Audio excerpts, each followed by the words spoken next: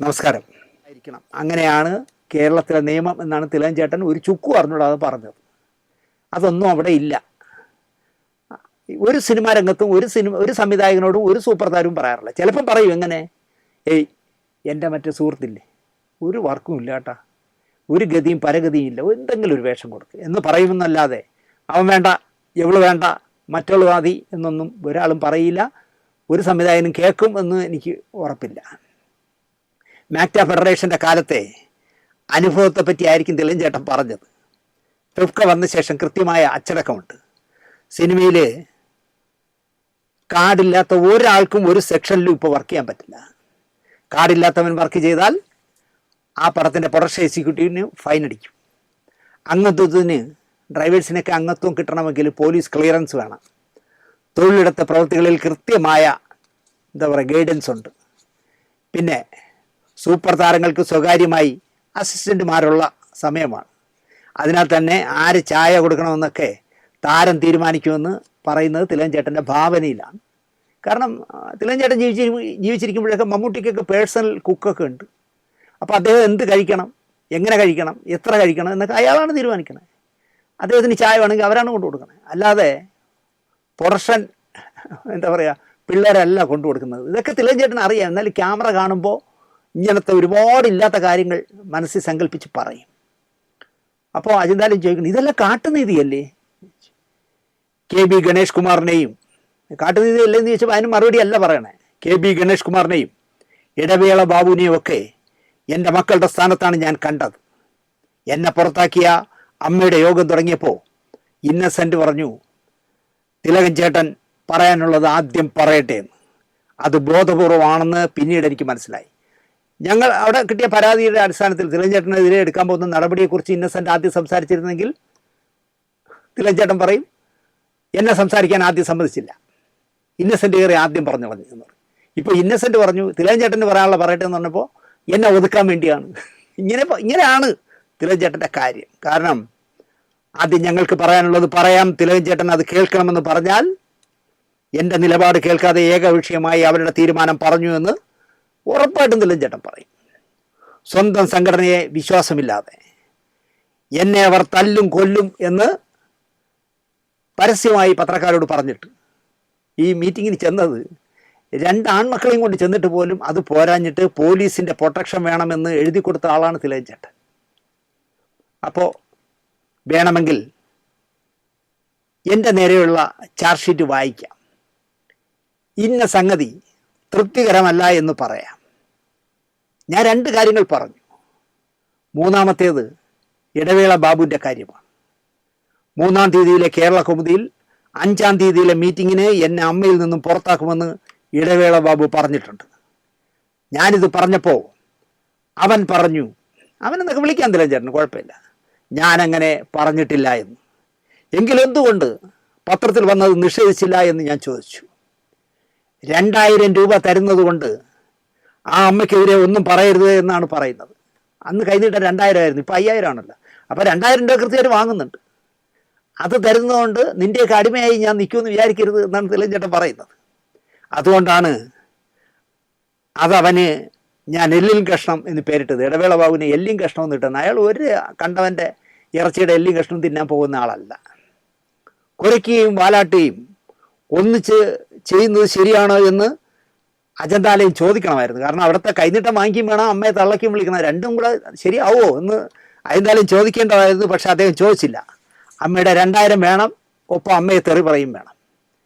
അതുകൊണ്ട് ഇങ്ങനെയുള്ള ആൾക്കാർ ഒരു മീറ്റിങ്ങിൽ ഇരിക്കാൻ പാടില്ലാത്തതാണെന്ന് ഞാൻ പറഞ്ഞു. അതേ ഇടവേള ബാബു അടക്കമുള്ളവർ, ഗണേശൻ ഇതിലൊന്നും പറഞ്ഞെന്ന് പുള്ളി പറയില്ല. പക്ഷേ ഗണേശനും ചേർത്താണ് പുള്ളി പറഞ്ഞത്. ഇവരൊന്നും എക്സിക്യൂട്ടീവ് കമ്മിറ്റി മെമ്പർമാരാണ്, അവരാരും ഇരിക്കാൻ പാടില്ല എന്നാണ് പുള്ളി പറയുന്നത്. ഇത് പറഞ്ഞ ഉടൻ സിദ്ദിഖ് എണീറ്റു. നിങ്ങളാരാ ഇത് പറയാൻ? സിദ്ദിഖ് കമ്മിറ്റി മെമ്പറാണ്. അനാവശ്യം പറയരുത്, സംഭവം മാറും, നിങ്ങൾക്ക് വയ്യെങ്കിൽ ഇറങ്ങിപ്പോണം എന്ന് സിദ്ദിഖ് പറഞ്ഞു. സിദ്ദിഖിൻ്റെ അച്ഛനാകാനുള്ള പ്രായമുണ്ട് എനിക്ക്. എന്നിട്ട് സിദ്ദിഖ് ഇരുന്നിടത്ത് നിന്ന് എണീറ്റു.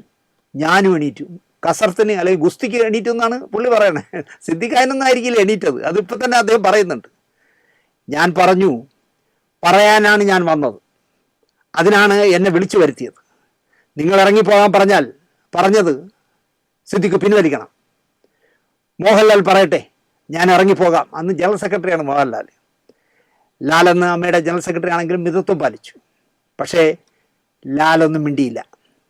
ഈ പ്രസിഡന്റോ ആര്, ഇന്നസെന്റ്, ജനറൽ സെക്രട്ടറിയോ മോഹൻലാൽ സിദ്ദിഖിനെ തടഞ്ഞില്ല. ഇതിനാണ് എന്നെ വിളിച്ചു വരുത്തിയതെങ്കിൽ ഈ യോഗത്തിന് ഞാനില്ല, ഞാൻ പോകാൻ എണീറ്റു. അപ്പോൾ ഗണേശനും മറ്റുള്ളവരും കൂടെ വന്ന് ചേട്ടാ പോവല്ലേ എന്ന് പറഞ്ഞു. അങ്ങനെ ഞാൻ പോകുന്നില്ല എന്ന് പറഞ്ഞു.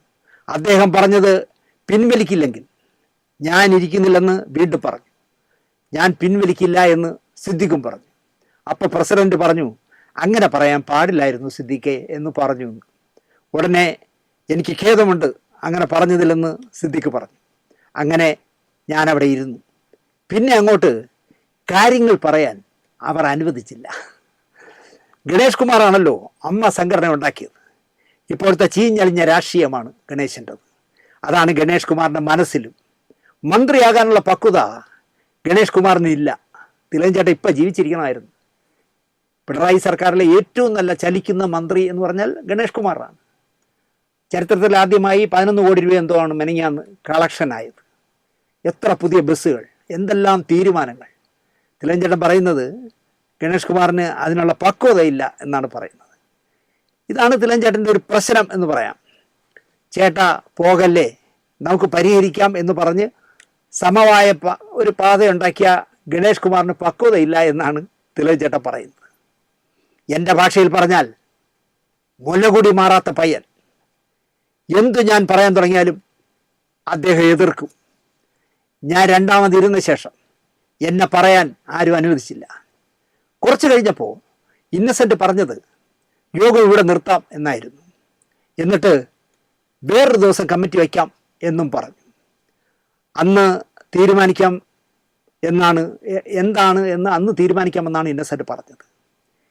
ഇന്നസെൻറ്റിൻ്റെ ഈ തീരുമാനത്തിൽ നിന്ന് തിലകൻ്റെ ശിക്ഷ തീരുമാനിച്ചു കഴിഞ്ഞുവെന്ന് എനിക്ക് മനസ്സിലായി എന്ന് തിലകൻ തന്നെ പറയുന്നു. എല്ലാം ഈ മനസ്സിൽ മുൻ ധാരണ വെച്ചാണ് ചേട്ടൻ പെരുമാറുന്നത്. നമുക്കൊരു 10-15 ദിവസം കഴിഞ്ഞിട്ട് ഒന്നുകൂടി മീറ്റിംഗ് കൂടാം, അന്ന് നമുക്ക് തീരുമാനം എടുക്കാം എന്ന് പറഞ്ഞാൽ അതിൻ്റെ അർത്ഥം തിലകനെതിരെ നടപടി തീരുമാനിച്ചു കഴിഞ്ഞു എന്നാണ് തിലകൻ പറയണേ. ഉടനെ സിദ്ദിഖ് എഴുന്നേറ്റു, ഇപ്പം തന്നെ തീരുമാനം പറയണം. എന്നിട്ട് ഇന്നസെൻറ്റിനോട് എന്തൊക്കെയോ രഹസ്യങ്ങൾ കാതി പറഞ്ഞു. അങ്ങ് ചെന്ന് പറഞ്ഞു. തിരിച്ചു വന്നിട്ട് പറഞ്ഞു, നമുക്ക് ഇപ്പം തന്നെ തീരുമാനമെടുക്കാം.